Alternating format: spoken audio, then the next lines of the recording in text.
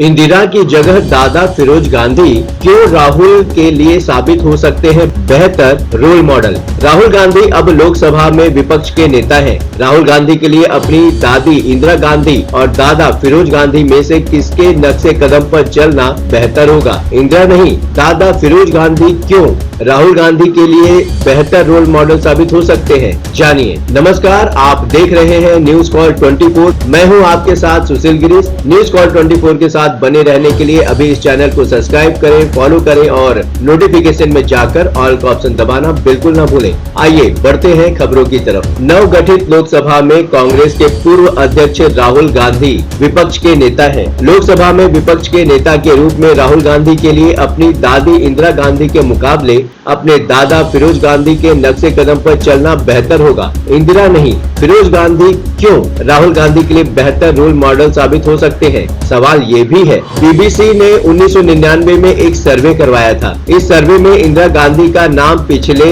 1000 साल की महानतम महिला के रूप में सामने आया था। इस सर्वे के शीर्ष 10 में एलिजाबेथ द्वितीय, मैरी क्यूरी, मदर टेरेसा और म्यांमार की राजनेता आंग सान सू की के नाम थे। फिरोज गांधी की बात करें तो राहुल गांधी के दादा साल 1960 में उनका निधन हो गया था। तब तक लोकसभा सदस्य रहे और उनकी गिनती उत्कृष्ट सांसद के रूप में होती थी। फिरोज होमवर्क के लिए प्रसिद्ध थे और अपने वक्तव्यों में डेटा, सांख्यिकी और बयानों का भी उल्लेख किया था। जब उन्होंने एक उल्लेखनीय खुलासे के समय तत्कालीन प्रधानमंत्री जवाहरलाल नेहरू को निशाने पर लिया था। इस खुलासे को मुद्रा मामले के रूप में जाना जाता है। इस मामले में फिरोज गांधी के खुलासे के बाद पंडित नेहरू के करीबी सहयोगी तत्कालीन वित्त मंत्री टी कृष्णामाचारी को इस्तीफा देने के लिए मजबूर होना पड़ा था। कृष्णामाचारी के नाम स्वतंत्र भारत के इतिहास में पहले घोटाले की वजह से पद छोड़ने वाले मंत्री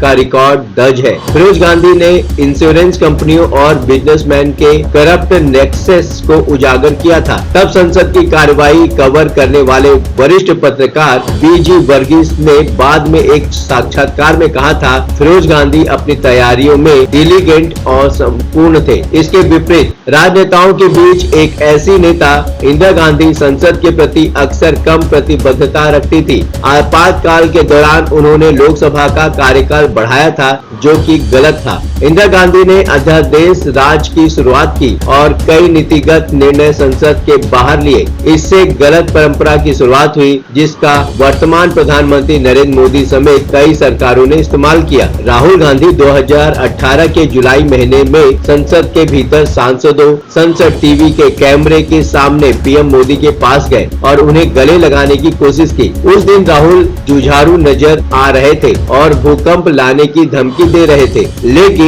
बहुत लोगों को लगा कि आग नहीं है। राफेल से लेकर डोकलाम तक राहुल गांधी के भाषण में फैक्ट, फिगर और विवरणों का अभाव था। कोई यह तर्क दे सकता है कि राहुल का व्यवहार एकदम सक्षम सांसद की बजाय एक नेता की तरह अधिक था। संसद जनसभा के बीच की लाइन कुछ हद तक धुंधली हो गई। अब राहुल गांधी आधिकारिक रूप से विपक्ष के नेता हैं। उन्हें अधिक विजिबल, रिस्पॉन्सिबल और फोकस होने की जरूरत है। राहुल गांधी ने परिपक्वता और फोकस के संकेत दिखाए हैं। 2024 के लोकसभा चुनाव संपन्न होने के तुरंत बाद राहुल गांधी ने प्रेस कॉन्फ्रेंस की और एग्जिट पोल नतीजों पर सवाल उठाए, चुनौती दी और इसे स्टॉक एक्सचेंज में उथल पुथल से भी जोड़ा। इस प्रेस कॉन्फ्रेंस से लगा कि राहुल गांधी ने तथ्यों और आंकड़ों के साथ शांत, नपे तुले लहजे में सभी सवालों के जवाब देने का कौशल विकसित किया है। राहुल गांधी संसद में अपनी टी शर्ट से हटकर सफेद कुर्ता पैजामा में प्रवेश करते नजर आए, जो नई भूमिका में संयम का संकेत है। 2014 और 2019 में कांग्रेस की स्ट्रेंथ 44 और 52 सांसदों की थी,